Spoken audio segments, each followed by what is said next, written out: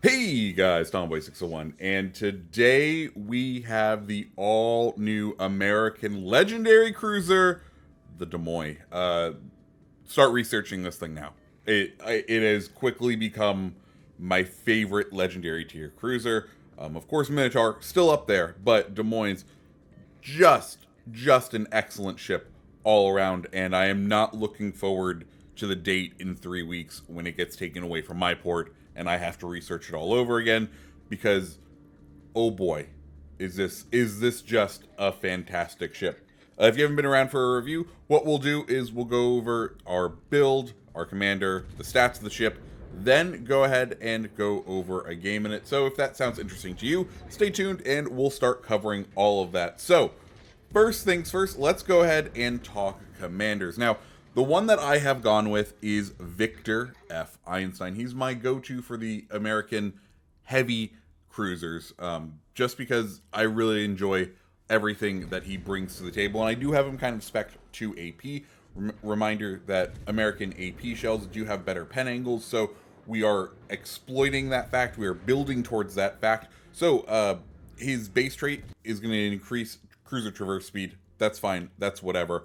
We have Ingenious. That's going to help more with that traverse speed. Also, it's going to give you an indicator when people are aiming at you, which is nice. Then you have Intuitive, which is going to give you that sort of twist and track indicator, and it's going to boost your radar and your sonar duration, radar being the key one here.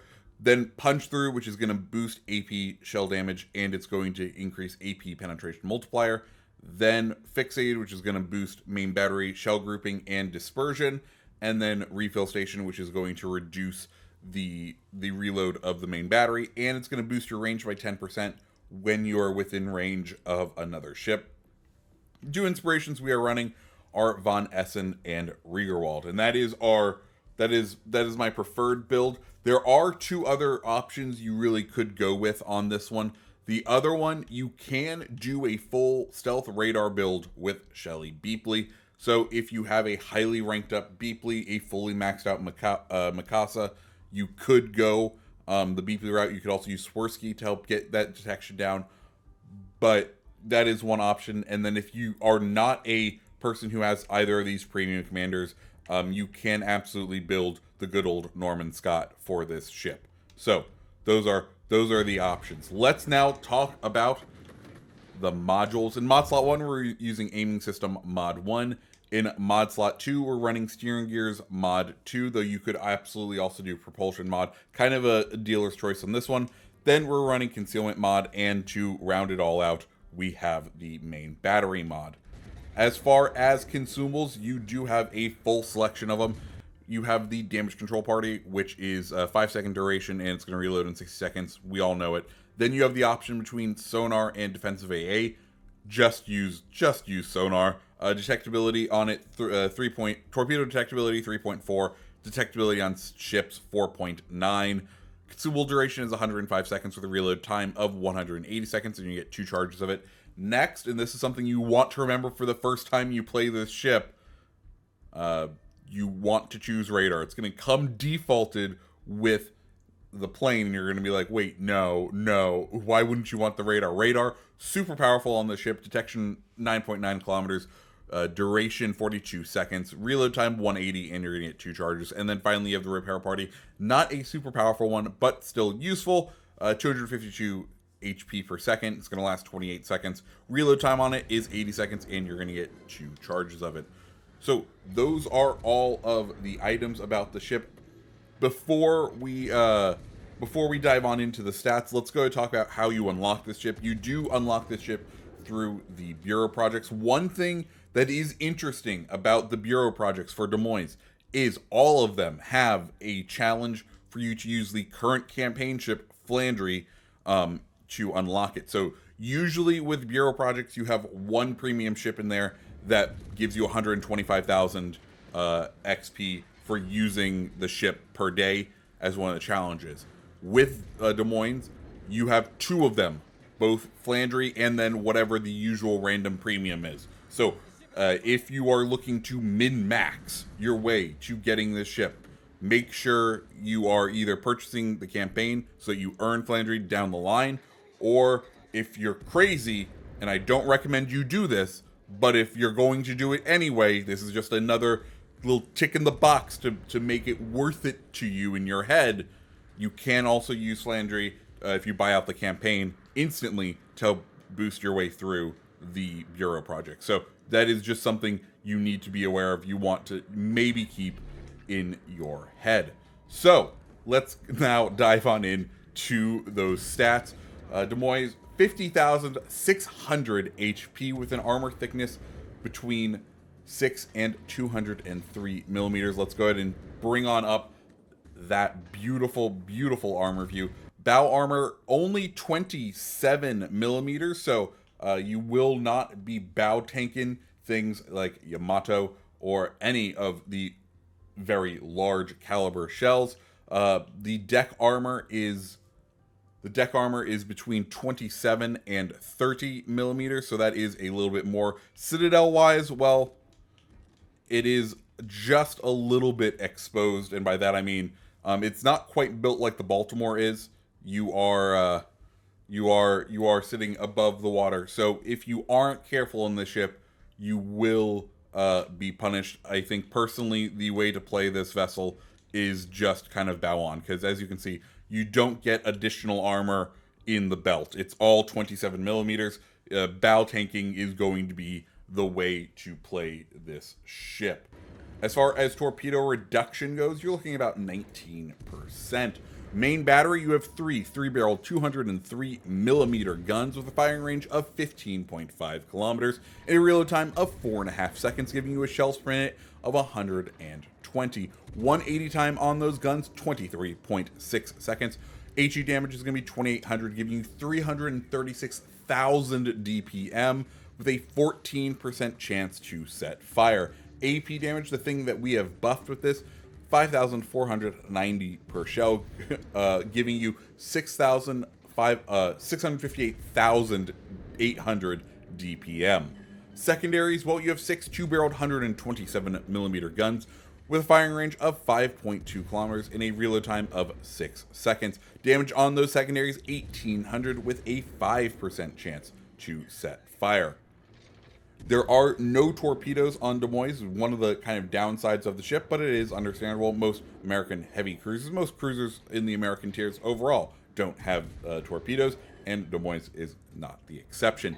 AA range, only 5 kilometers with a minimum damage of 426 and a maximum of 469 damage per second. Max speed of the vessel, 33 knots with a turning radius of 770 meters and a rudder shift time of 6.9 seconds. Finally, we have the concealment, 11.2 detectability by sea, 11.2 kilometers, detectability by air 7 kilometers, and detectability while firing in smoke is 7.5. And those are all of the stats on the ship, and let me tell you, she's just fun. She is just a fun ship. She is going to be the bane of people's existence, and I have a feeling a certain hammer with Nerf will be coming her direction. So yeah, we're in for it's either going to be a rough time or a fun time, depending on how you feel when this thing is going to be everywhere. With all that said, let's go ahead and dive on into a game with the ship. Okay, guys, so here we are on Crash Zone, and we are on the good old far right spawn, and it is time to just enjoy what the Des Moines can do. Now, I do have to say, sadly, I don't have a Kraken game to show off. I got one, and the recording software crashed, which is sad. And then I got 2 other close Kraken games. So you're going to enjoy one of them right here, because I think it shows off really just how crazy the Des Moines is. This ship is going to be the bane of people's existence. I do not know how it got through balancing the way it did. It could probably use a reload nerf, because the rivaling light cruiser damage output with a heavy cruiser damage output is just slightly crazy there. Anyways, we're kind of observing and just trying to figure out what we can do and where we want to take this. We can see that the Baltimore and the Vladivostok are kind of doing the usual play here of going the long way around that island and then hooking in. So we're going to go ahead, take some pot shots at him. We have cover by the island. We're not being spotted. Beautiful, wonderful. Okay, we got a couple of hits there. Go us. Now, we do have the option. One, we could go in and try to start bow tanking a Vladivostok. Probably not going to be the best solution there. So we're going to head on into the cap. Because if you can position Des Moines correctly, you are going to be unstoppable. And I'm just going to kind of show off a fun sequence here in what is just a glorious, glorious little ship. So we're like I said, we're gonna go ahead, push into C. We can see our team's doing a fairly well job of trying to push into C and get everyone handled. Wichita over there, kind of, I like to think of it like, yes, Baltimore is this ship's strategic or kind of default, like, lower tier, but also I feel like this ship shares a lot with Wichita in the way that it is going to be a bane of people's existence. So our friendly destroyer just set a smokescreen right here, which means we can go ahead and take up a position that usually isn't used by cruisers because he has created a nice amount of cover for us. So we're going to go ahead, kind of push in right on over here, use the smokescreen to block that right-hand side in case in case that Vlad starts to push around. Alaska full broadside. We're going to just start engaging the Alaska with our beautiful AP. Try to use this island as cover. As you can see, we have pretty decent shell arcs. Yes, we just hit the island there, but once we get around it, we'll start seeing it. But this is where we know Vlad has started to come around the corner. We're going to go ahead. Vlad can't see us, so it's safe for us to kind of make this turn. Of course, as we do that, Alaska is going to go ahead and start spotting us. We do, I think, relatively soon start picking up and taking out the Vlad. So Alaska, we take a couple more pot shots at him, doing decent damage there.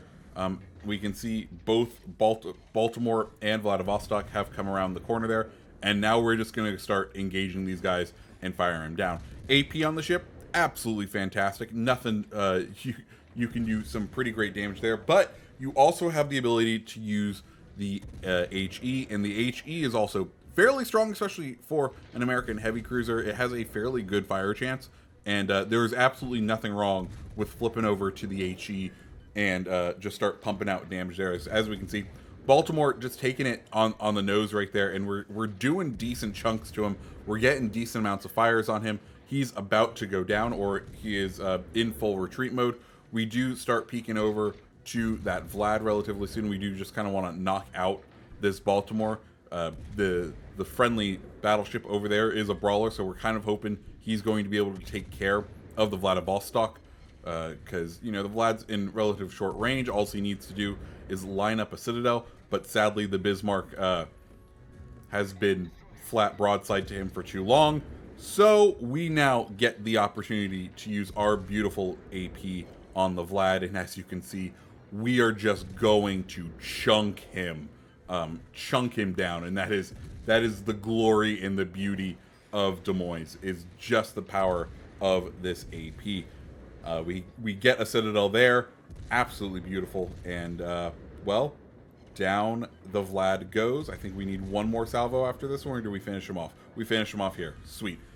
There goes one ship. Alaska nose in there. We're gonna go ahead, start turning in. We have C, we have A, so as far as our team goes, cap points wise we're doing well, but there's starting to be a noticeable trend towards well, our ships are being lost incredibly quickly. And this is at this point I was not even like conscious of the fact, because I was like, oh, we're doing fairly well. Like I still got a good chunk of health. I feel like our team is still around. We go ahead and finish off the Alaska there. Wichita is starting to push in over on the side here. We're going to go ahead, start trying to engage him. He's going to try to push into the cap. Good on him. He's going to try to contest the area. We get a nice 4K salvo and 2 fires out of that one. And now we are going to go ahead, push in. We know there's a destroyer around. We know there's multiple cruisers. We know that Baltimore that we engaged with earlier is around, gearing, trying to be a sneaky little bugger. Baltimore goes ahead and I believe he's the one radaring us, or it could be the Wichita. Both of them have that ability, and we are well within range of both of their radars. So we do need to be cautious, or The Wichita, I don't have Wichita, so I can't remember if it does or doesn't have sonar. But we go ahead, pop our sonar, and with that, we are able to see the incoming torps from the gearing, able to slide easily through them right there. And now we're going to go ahead and start pushing, hoping that that us pushing in this way will kind of lure the enemies out from around behind that island, because we know they just kind of want to ambush the new ship. So we're going to give them what they want. We can see they are still ready to go. This destroyer has pushed in. We see the fire coming over. We're going to go ahead and pop the radar and now start engaging those two ships. Baltimore is going to be the bigger threat to us, so we go ahead and start prioritizing the Baltimore right here. He's nose out, but our HE is still going to do plenty of pen damage to him. 3 salvos and he goes down, I believe. Nope, one more. 4th salvo, he goes down. Time to flip on over to the gearing, and this is just the power of the Des Moines right here, right? We are the last ship remaining at this point, so it is fairly certain that we are going to lose. But you know, there goes the 4th ship, and we know Wichita is going to be coming from behind. We flip over to AP, and the one downside of Des Moines is the turret traverse isn't the best. Wichita is going to get a beautiful salvo on us. Going to take us down a little. We're going to go ahead, returning kind. It looks like our shells should have hit the island, but we end up getting the citadel right there. We get another citadel right there. We just kind of need to keep our tail at a somewhat angle, and we think we can go ahead and finish off this game for the Kraken. But Wichita sets us on fire, and well, that's all she wrote right there. But God, is she a fun ship, guys?